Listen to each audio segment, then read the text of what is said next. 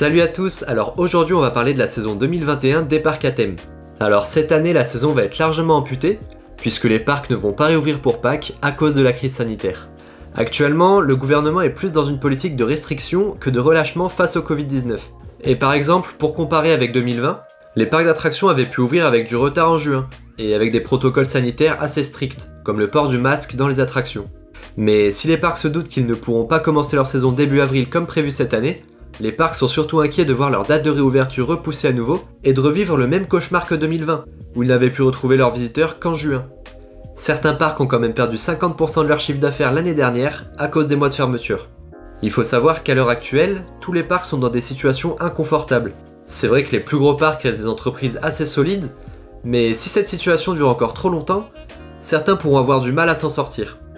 Avec la pandémie, beaucoup d'investissements ont déjà dû être repoussés. Par exemple, Disneyland Paris ne prévoit plus d'ouvrir sa zone Marvel avant 2022, alors que c'était initialement prévu en 2021.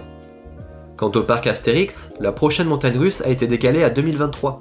En plus de ça, que les parcs soient ouverts ou pas, ils doivent supporter d'importantes charges fixes pour l'entretien des attractions ou les soins et l'alimentation des animaux.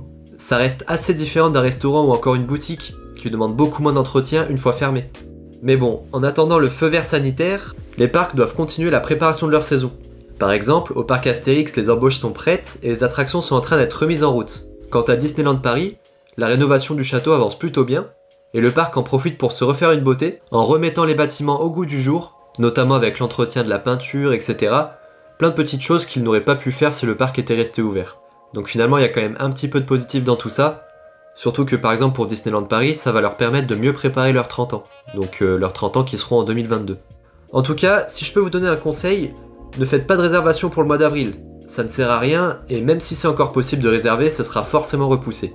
Dites-moi dans les commentaires si vous avez prévu de faire un séjour cette année dans un des parcs français ou alors dans un des parcs étrangers pour voir un petit peu si vous continuez quand même de maintenir vos séjours malgré la crise. Je pense quand même que cet été ça ira un peu mieux. C'est possible qu'il fasse comme l'année dernière d'être un peu moins exigeant pour la saison d'été. En tout cas on verra bien, pour l'instant on sait pas trop ce qui va se passer. Si la vidéo vous a plu et que les informations vous ont quand même informé sur la situation actuelle, n'hésitez pas à laisser un gros pouce bleu, ça permet de me soutenir et de me motiver pour les prochaines vidéos. N'hésitez pas non plus à vous abonner et à activer la petite clochette si ce n'est pas encore fait. Quant à nous, on se retrouve dans de prochaines vidéos, restez connectés et à bientôt.